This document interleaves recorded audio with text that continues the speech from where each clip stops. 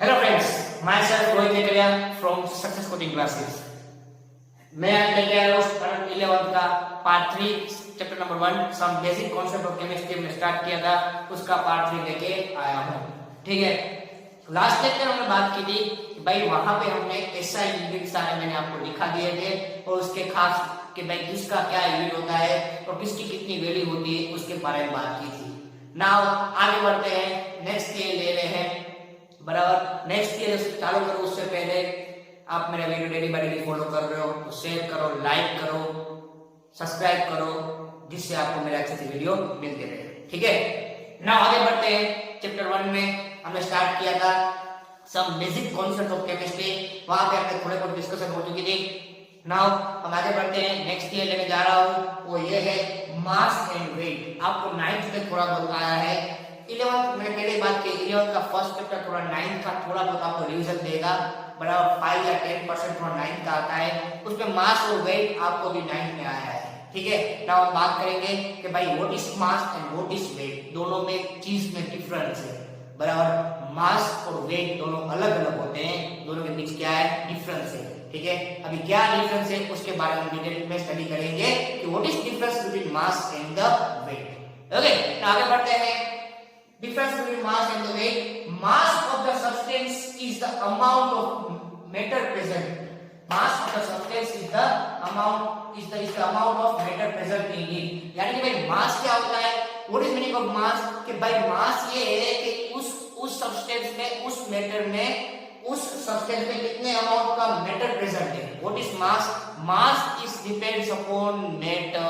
खास याद रखना. What is mass? Mass is depends upon matter कि भाई उस सब्सटेंस में कितना मैटर प्रेजेंट है उसको हम बोलते हैं मास। कि भाई उस सब्सटेंस में कितना मैटर प्रेजेंट है उसको हम क्या बुलाएंगे? मास बुलाएंगे। Okay, while weight is the force exerted by gravity on the object. मास क्या है कि भाई amount of matter in a substance, भाई कितना अमाउंट है मैटर का। वेट क्या है? वेट मींस कि भाई उस ऑब्जेक्ट पे कितना ग्रेविटी फोर्स लगता है। हम जानते हैं, आपको आया है 9th में कि भाई अर्थ पे कौन सा फोर्स लगता है? ग्रेविटेशन फोर्स लगता है बराबर। यानी कि weight is depends upon gravity. Weight किस पे डिपेंड करेगा? ग्रेविटी पे डिपेंड करेगा। मास किस पे डिपेंड करता है? उसके मैटर में, भाई कितना इसका मैटर होगा। But weight is depends upon gravity. किस पे डिपेंड करेगा? वो ग्रेविटी फोर्स पे डिपेंड करेगा। Okay, mass is depends upon matter, but weight is depends upon gravity. Okay, next आगे बढ़ते हैं। Mass of substance is constant, whereas its weight may be vary from one place to another due to change in gravity. ये भाई हमेशा याद रखना, mass means क्या है? Amount of matter. Weight means क्या है कि भाई force, gravity force कितना लग रहा है। तो हमेशा याद रखना कि भाई amount of matter always constant रहता है, mass कांस्टेंट रह सकता है बट वेट कांस्टेंट नहीं रहता। उसका रीजन क्या है कि हर एक जगह पे ग्रेविटी फोर्स क्या होता है? अलग अलग होता है। बिकॉज ग्रेविटी फोर्स चेंज होगा तो वेट क्या होने वाला है? चेंज होने वाला है। मास कांस्टेंट रह सकता है बट वेट कांस्टेंट नहीं रह सकता क्योंकि mass is depends upon amount of matter. फिर से बोल रहा हूं, but weight is depends upon gravity force. किस पे डिपेंड करता है? ग्रेविटी फोर्स पे डिपेंड करता है। ओके, क्लियर हुई? यानी कि मास कांस्टेंट रह सकता है बट वेट कांस्टेंट रह सकता नहीं। ओके, उसके बाद आगे बढ़ते हैं। तो SI unit of mass is kilogram. हम लोग मास किस पे नापते हैं? किलोग्राम में नापते हैं, यानी कि SI unit of mass is kilogram. ठीक है, ये याद रहेगा। इसका एसआई यूनिट क्या होता है? किलोग्राम होता है। पहले हमने क्या बात की? Mass depends upon matter, weight is depends upon gravity force, तो इसका यूनिट क्या होता है? किलोग्राम।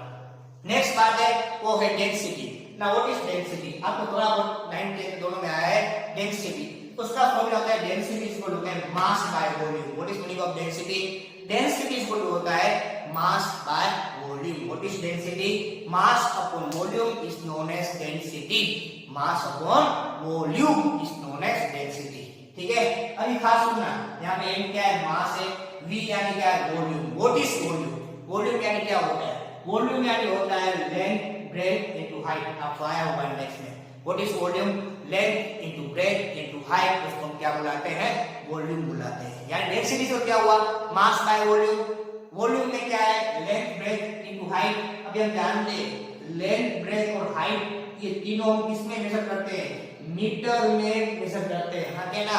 लेंथ भी मीटर में होती है, ब्रेथ भी मीटर में होती है, हाइट भी मीटर में होती है। तो डेंसिटी का यूनिट क्या होगा, मास यानी एम। एम हम किसमें नापते हैं, किसमें होता है, ऐसा यूनिट मास का क्या होता है, किलोग्राम, केजी, लिखा मैंने केजी, हाँ क्या ना। डिवाइड बाय वॉल्यूम, वॉल्यूम यानी क्या होता है, लेंथ यानी 1 बार मीटर।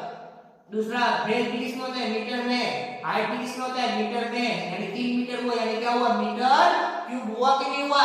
लेंथ भी मीटर में होती है, ब्रेथ भी मीटर में होती है और हाइट भी मीटर में होती है।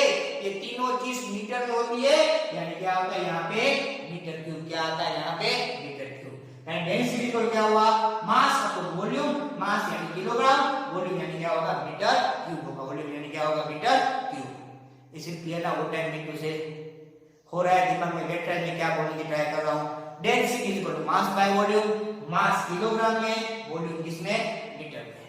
ओके, फिर इसका यूनिट क्या होता है, अभी इसका यूनिट क्या होगा, kg divide by m cube. अभी यहाँ पे एन क्यूब प्लस है, ऊपर क्या होगा माइनस, तो इसको हम ऐसे भी लिख सकते हैं kg into m raise to -3। यहाँ पे प्लस 3 होगा ना, नीचे क्या होगा, kg divide by m raise to 3 का पहले ऐसा था, sorry, density is equal to kg divide by m raise to 3 था ना, अभी m रेज़ टू 3 ऊपर क्या होगा, 10 रेज़ टू -3 होगा। यानी इसका यूनिट क्या होता है, kg divide by m raise to 3 और kg into m raise to -3। ये किसका यूनिट है, डेंसिटी का यूनिट है।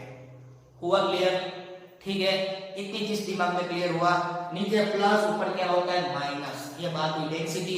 डेंसिटी यानी क्या होता है, मास अपॉन वॉल्यूम यानी kilogram divide by metre cube या फिर किलोग्राम इनटू मीटर -3। ऐसा यूनिट है इसका डेंसिटी का, ये क्या हुआ, ऐसा यूनिट हुआ, ठीक है।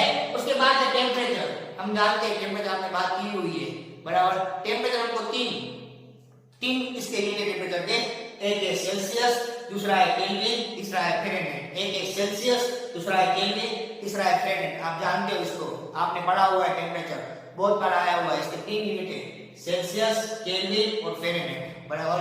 अब इस सेल्सियस को हम बोलते हैं सी डिग्री, सो क्या बोलते हैं हम लोग, C degree. Fahrenheit is known as F degree and Kelvin is known as K. उसके 3 यूनिट होते हैं, स्पेशल यूनिट एक ही है केल्विन, बट हम लोग टेंपरेचर 3 में मेजर करते हैं। एक होता है सेल्सियस, दूसरा होता है केल्विन, तीसरा होता है फ़ारेनहाइट। व्हाट इज सेल्सियस यानी सी डिग्री, व्हाट इज केल्विन यानी के, व्हाट इज फ़ारेनहाइट यानी एफ डिग्री होता है, ठीक है। हुआ इतना क्लियर, ठीक है। अब फार्मूला क्या होता है, अब इसके सब के आपको 3 फार्मूले याद रखने हैं। आपके पास 3 फार्मूले में लिखे हुए, तीनों को मैंने बॉक्स बनाया दिया है। फर्स्ट फार्मूला ये है, K इज इक्वल टू यानी Kelvin is equal to C plus 273 यानी सेल्सियस प्लस कितना होता है, 273 होता है। दूसरा उसका उल्टा, C is equal to K minus 273 यानी आपको K फाइंड करना हो तो C में प्लस 273 करो, आपको C फाइंड करना हो तो K में से माइनस 273 करो। Kelvin to Celsius plus 273, Celsius to Kelvin minus 273। खास याद रखना, केल्विन टू सेल्सियस तो प्लस 273, सेल्सियस टू केल्विन तो माइनस 273। ओके, इट क्लियर हुई।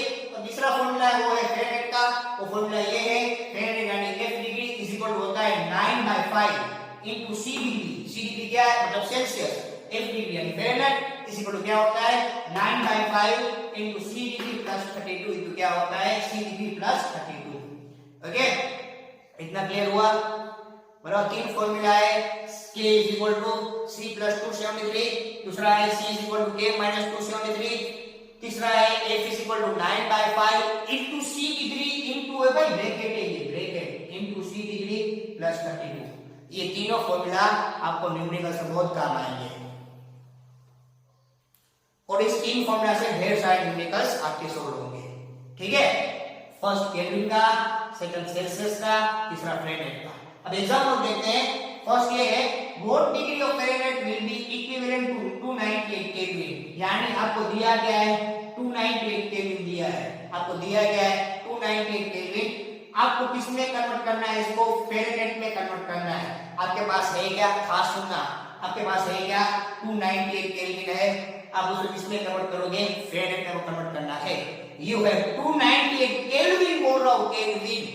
आपके पास 298 केल्विन ये दिख रहा है, उसको आपको किस में कन्वर्ट करना है, फेरेड में कन्वर्ट करना है। अब फॉर्मूला क्या है F का, ये रहा, F = 9/5 into C डिग्री है, C सेल्सियस प्लस 32, यानी कि हमारे पास है केल्विन। लिसन में केयरफुली ध्यान से सुनना, मैं क्या बोल रहा हूं। हमारे पास है क्या, केल्विन है, हमको घुमाना किसमें, सेल्सियस में। हमारे पास है क्या, केल्विन है, केल्विन दिख रहा है आपको 298, घुमाना किसमें, सेल्सियस में। तो फॉर्मूला क्या होता है, अभी इसमें सेल्सियस है, हमारे पास केल्विन है, इसका मतलब क्या हुआ, पहले हम लोग केल्विन में से सेल्सियस बनाना जरूरी है। बड़ा फॉर्मूला क्या है फेरेड का, 9/5 into C plus 32, ये फॉर्मूला है। तो अभी आपको सेल्सियस चाहिए, आपके पास क्या है, केल्विन है, इसका मतलब क्या हुआ, आप लोग को केल्विन को सेल्सियस में घुमाना पड़ेगा। आप लोग को सेल्सियस को किसमें घुमाना पड़ेगा, केल्विन में। यानी कि सेल्सियस टू केल्विन जाना हो तो 298 - 273, याद करो ये रहा फॉर्मूला, C = K - 273, ये रहा फॉर्मूला, C = K - 273, यहां C डिग्री आता है, सॉरी लिख दो C degree. Okay, C degree से क्या होगा, K - 273, K कितना दिया यहाँ पे, 298। ओके, C इसमें कितना माइनस करोगे, हम 273 माइनस करेंगे। एक मिनट, थोड़ी इसमें गलती है, सॉरी, यहाँ पे 293 आएगा, यहाँ पे 293 कर देना। फॉर्मूला क्या है, हाँ अभी होगा, फॉर्मूला क्या है, C = 293 क्या तो 293 केल्विन कर दो। फॉर्मूला क्या है कि भाई C = 293 माइनस कितना होता है, 273 बराबर। तो अभी क्या करेंगे हम लोग, 293 - 273 कितना होगा, 20 डिग्री सेल्सियस। अभी आपको मिल गया यहाँ पे 20 डिग्री सेल्सियस।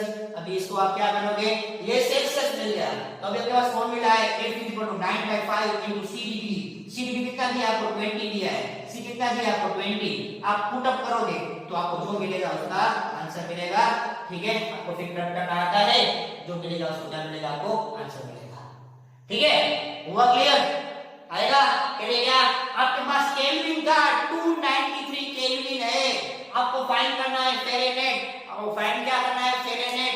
यानी कि भाई केल्विन टू फेरेनहाइट फाइंड करना हो, फेरेनहाइट फॉर्मूला में C डिग्री आता है, C डिग्री आता है, यानी कि केल्विन को पहले हमको सेल्सियस में घुमाना पड़ेगा।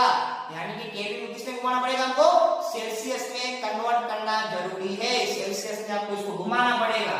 यानी तो केल्विन को सेल्सियस कैसे घूमेगा, तो -273, C = K - 273, तो हम लोग -273 करेंगे तो आपको ये किसमें मिलेगा, आपको सेल्सियस में मिल गया, C मिल गया, फिर C को यहां पुट करो तो क्या मिलेगा, यहाँ पे फेरेनहाइट मिलेगा। ठीक है, और एक एग्जांपल ट्राई करते हैं, what will be the value of 40 degree Celsius. यहाँ पे है 40 डिग्री सेल्सियस, ठीक है, यहाँ पे आपको 40 डिग्री सेल्सियस दिया हुआ है। अभी आपको बोला है कि भाई what is the value of 40 degree Celsius in Fahrenheit scale, यानी कि आपको 40 डिग्री सेल्सियस को फेरेनहाइट स्केल में घुमाना है। तो क्या करोगे, फॉर्मूला ये रहा, F = 9/5 into C degree plus 32। C कितना है, डायरेक्ट C दिया हुआ है आपको, डायरेक्ट C दिया है, यहाँ पे डायरेक्ट C नहीं था, K था, K में C में घुमाया, यहाँ पे आपको डायरेक्ट C दिया हुआ है, एंड डायरेक्ट पुट कर दोगे 40 तो क्या मिलेगा, 104 फेरेनहाइट मिल जाएगा। ठीक है, ये बात न्यूमेरिकल्स की, टेम्परेचर न्यूमेरिकल्स की और न्यूमेरिकल्स में दे रहा हूँ, इसका स्क्रीनशॉट ले लो और अपने नोट में कॉपी कर लो। इसका स्क्रीनशॉट लेके अपने नोट में कॉपी कर लो, बहुत इंपॉर्टेंट है और काम आएगा।